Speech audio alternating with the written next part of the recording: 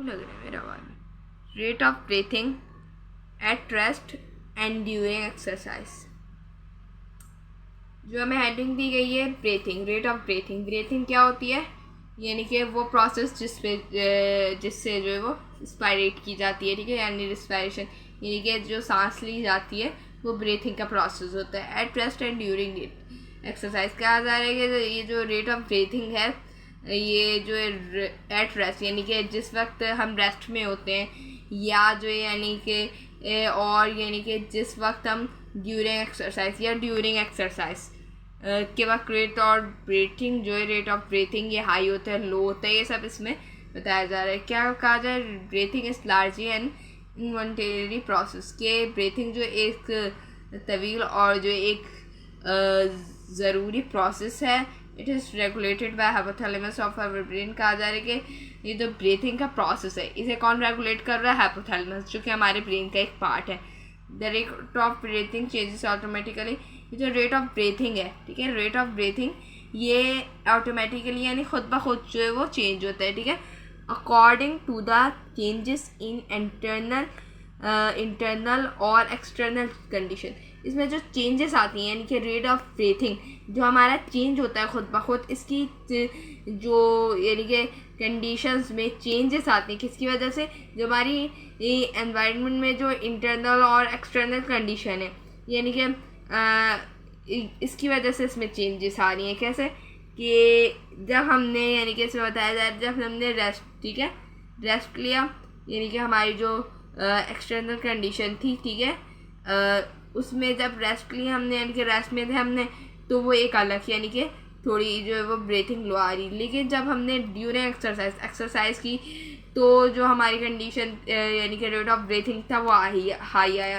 तो क्या होता है कि हमारी जो एनवायरनमेंट में जो कंडीशन होती है, ठीक है, चाहे वो हमारी इंटरनल एनवायरनमेंट हो या ये आप देख सकते कह रहे हैं ना एक्सटर्नल या इंटरनल, चाहे हमारी एक्सटर्नल या environment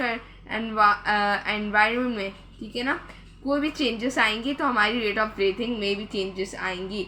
for instance if a person if during exercise कह रहे हैं कि अगर कोई पर्सन एक्सरसाइज करे, ठीक है ना, वर्जिश करे, it's rate of breathing would increase. जैसे मैंने अभी बताया कि एक्सरसाइज के दौरान जो रेट ऑफ ब्रीथिंग हाई हो जाता है, तो यहाँ पे वो यही बात कह रहे हैं कि रेट ऑफ ब्रीथिंग के दौरान जो है वो यानी एक्सरसाइज के दौरान रेट ऑफ ब्रीथिंग इंक्रीज़ करेगा, बिकॉज इसलिए कि इंक्रीज कंजप्शन ऑफ ऑक्सीजन, क्योंकि हमारे मसल्स में जो है वो ऑक्सीजन इंक्रीज़ करेगी। The gradually increase is breathing rate, तो इससे जो है वो होगा क्या? The gradually increase in is breathing rate, इससे जो है वो ब्रीथिंग रेट भी बढ़ेगा। क्योंकि जब हमारी ऑक्सीजन मसल्स में हमारी ऑक्सीजन बढ़ेगी, ठीक है, यानी कि इंक्रीज़ करेगी, ठीक है, तो कार्बन डाइऑक्साइड भी इंक्रीज़ करेगी, ठीक है, कार्बन डाइऑक्साइड जो कंसनट्रेशन है वो भी इंक्रीज़ करेगी ब्लड में। तो इसकी क्या एक वजह होगी कि जब ये इंक्रीज़ क्या ऑक्सीजन और कार्बन डाइऑक्साइड इंक्रीज़ करेंगी तो ब्रीथिंग रेट भी हमारा जो है वो बढ़ेगा। If the exercise condition persist the muscles, अब जब एक्सरसाइज के जो कंडीशन होती है तो इसमें क्या होता है, एक्सरसाइज की यानी कि उस दौरान जब एक्सरसाइज हम कर रहे होते हैं उसी वक्त क्या होता है कि सेल्स ब्रेक डाउन होना शुरू हो जाते हैं। जब सेल्स ब्रेक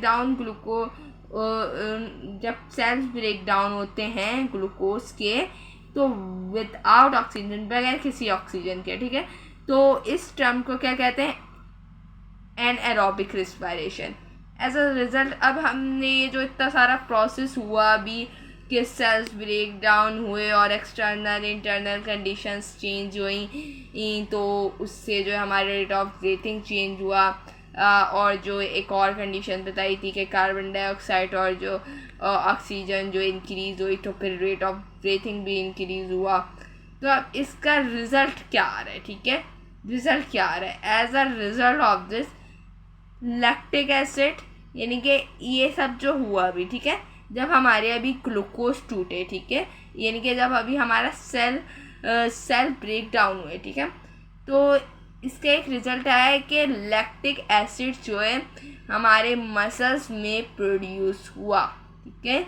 इस फॉर्म इन द, इसकी जो फॉर्म है इसके अंदर मसल्स के अंदर rather in then carbon dioxide, then carbon dioxide if causes, इसकी जो यानी कि लैक्टिक एसिड जो प्रोड्यूस हुआ था इसकी क्या वजूहत थी, पेन एंड क्रैम्प, ठीक है, इन नॉर्मल मसल्स। और फिर ये एक नॉर्मल मसल्स हो गए, ठीक है। The breaking down of lactic acid, और फिर जब लैक्टिक एसिड भी टूटा यानी कि लैक्टिक एसिड भी जब ब्रेकिंग डाउन हुआ तो रिक्वायर्स क्या हासिल हुआ, अमाउंट ऑफ ऑक्सीजन। तो अमाउंट ऑफ ऑक्सीजन हासिल हुई विच इज टर्म्ड एज, इस टर्म को क्या कहा जाता है, ऑक्सीजन डेप्थ, ठीक है। The extra amount of oxygen is obtained through deep breath, और ये जो एक्स्ट्रा अमाउंट ऑफ ऑक्सीजन, जैसे अभी मैंने आपको बताया कि जब लैक्टिक एसिड ब्रेक डाउन हुआ तो ऑक्सीजन हमें जो है वो मिली, और इस टर्म को क्या कहा जाता है, ऑक्सीजन डेप्थ। और फिर ये जो एक्स्ट्रा अमाउंट अभी जो ऑक्सीजन की हमें मिली इसको ऑब्टेन थ्रू डीप ब्रेथ, और ये कैसे जो है वो हासिल हुई, इससे डीप ब्रेथ हुई है यानी कि डीप ब्रीथिंग हुई है, तो फिर हमें ऑक्सीजन हासिल हुई है।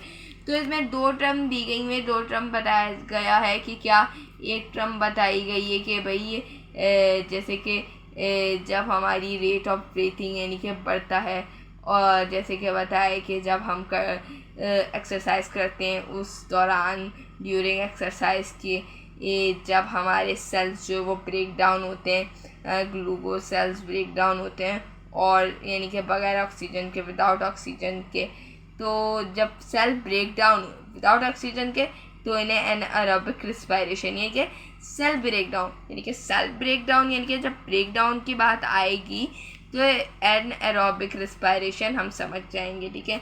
और एक और टर्म दी गई थी, क्या टर्म बताइए, एक और कि कहा गया है कि जब लैक्टिक एसिड के जब ब्रेक डाउन हुआ लैक्टिक एसिड तो हमें एक्स्ट्रा अमाउंट ऑफ ऑक्सीजन मिली, तो इस ऑक्सीजन को यानी इस टर्म को क्या कहेंगे, ऑक्सीजन डेप्थ, ठीक है।